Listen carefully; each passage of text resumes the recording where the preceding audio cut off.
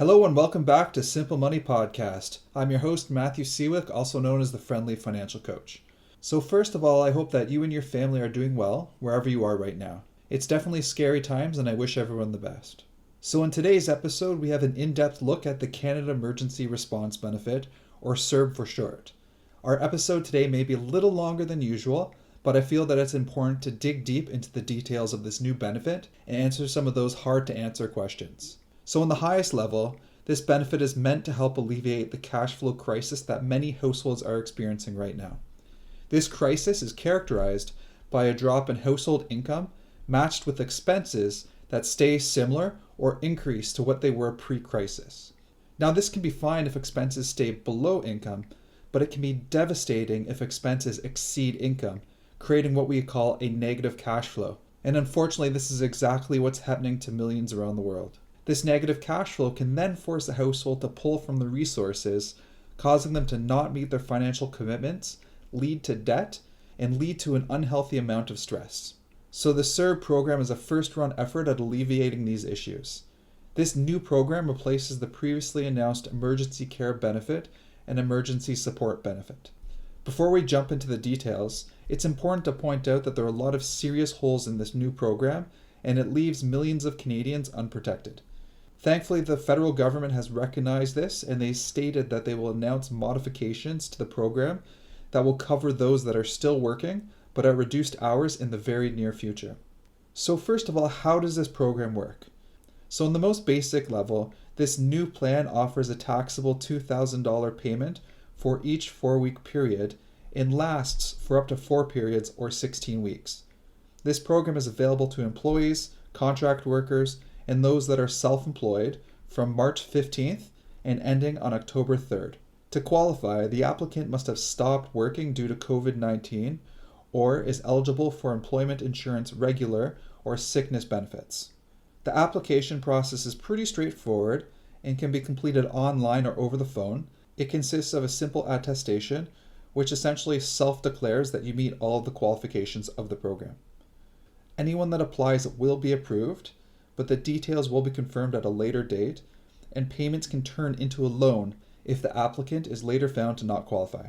Applications are already set up for this program, and those with direct deposit already set up will receive their payments within 3 business days, and those that receive mail checks will receive it in up to 10 business days. And to control the flow of applications, applicants are directed to apply on a specific day associated with their birth month. A very important detail about this program is that the income is fully taxable, but taxes are not going to be withheld upfront. Instead, income taxes will be due when the applicant files their 2020 taxes in the spring of 2021. The amount that needs to be put aside depends on how much you've earned throughout the year and is based on your marginal tax rate. And for most individuals, this will be about 20 to 30%. So to qualify for the program, the applicant must be 15 years of age or older and reside in Canada. They must also have ceased receiving income directly due to COVID-19 and have earned at least $5,000 in 2019 or in the 12 months prior to the application. The loss of income can be due to job loss, quarantine, sickness, taking care of a family member, or taking care of a child due to them being sick or being at a school or daycare. The direct cause of this must be due to COVID-19. Also, for those that are still considered to be employed but don't have any work hours, they also qualify for the program. So I've been getting quite a few questions about these qualifiers. One of the big ones is, where can this $5,000 come from? It can come from a combination of income from employment, being a contractor, through self-employed income, or if someone doesn't qualify for EI, maternity and parental benefits. Interestingly, foreign income can also be used to qualify for the program, but we don't have many details about that, and it's very likely that you'll probably have to actually convert the currency into Canadian dollars to qualify for it. Also, those that are not Canadian citizens can still apply to the program, and the government has made it clear that those that are temporary foreign workers and even foreign students can still receive the benefit if they meet all other criteria. And unfortunately, this brings us to the first big shortfall of the program. That's students that were not working but expecting to work over the summer, and those that were looking for work at the time do not qualify for this program. We're seeing lots of individuals that were not employed when COVID-19 hit, but were looking for work or expecting to work over a specific time period, and now that their career prospects have dried up, and this unfortunately is paired with not being eligible to receive the benefits. Another important detail is that you couldn't have voluntarily quit from a position, and this is unfortunately putting some individuals in uncomfortable situations as they may now feel forced to work in unsafe environments.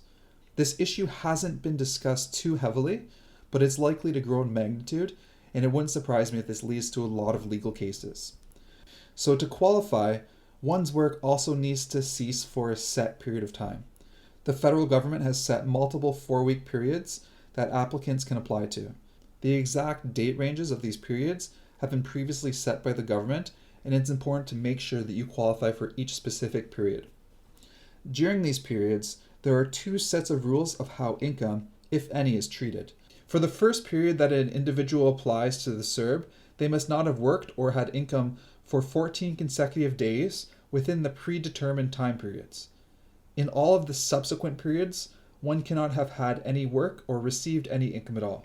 While not confirmed through any official releases, CRA representatives are stating that you could not have worked during this period, and any payments received afterwards will not affect your application. Basically, what this means is that the time period that they are looking at is when you actually did the work and not when you received the payment. Now, this detail has not been confirmed, but it does follow the accounting method that the CRA typically employs. For each period, one will also need to complete an attestation to receive the funds. A few questions still linger with what forms of income a recipient of CERB can receive.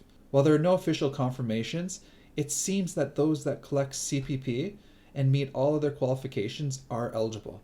Also, it's currently unknown how CERB will interact with other provincial benefits, like for those that are disabled. Also, one of the biggest areas of confusion for individuals has been the interaction between employment insurance and CERB.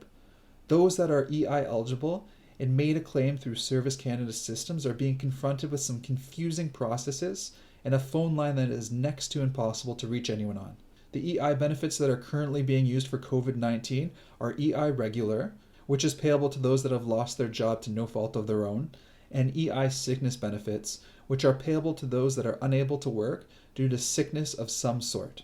All other EI programs, such as maternity and parental leave, continue with the pre-COVID-19 rules.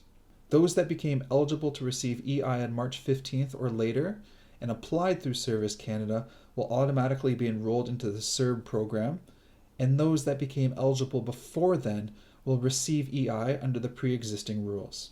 And all EI eligible individuals that have not applied through Service Canada are now being directed to apply through the CRA portals.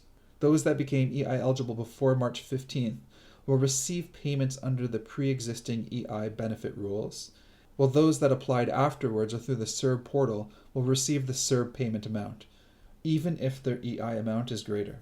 For those that are receiving CERB and still eligible to receive EI at a future date, they will receive the EI benefits after the CERB ends if they still qualify at that point. For those that are receiving EI, they will be able to receive the CERB prior to October 3rd, 2020, if they are still eligible at the time. And this is also bringing up a pretty big issue. Some people that were proactive and applied to EI or became EI eligible before March 15th are actually receiving amounts that can be drastically less than what CERB is paying out. Unfortunately, this is something that has not been resolved, but obviously putting a lot of Canadians in uncomfortable situations. So thankfully, the approval process is fairly straightforward at this point. They can be made through CRA My Account and at the telephone number 1-800-959-2019. And if you're someone that hasn't completed your taxes, you can actually still apply for the benefit. There's unfortunately a lot of misinformation about the rules behind here. So if you haven't done your taxes, all you need to do is apply for the telephone number. So that's it for today's episode. I hope that everyone found it helpful. And if you know anyone else that may benefit from the information, please do share with them. Also, if you like the show, please do leave a review. It really helps out. So thanks again for listening. If you have any questions, you can contact me at info@ffcoach.ca, or you can find me at Twitter, F_Fcoach. Take care and talk to you soon.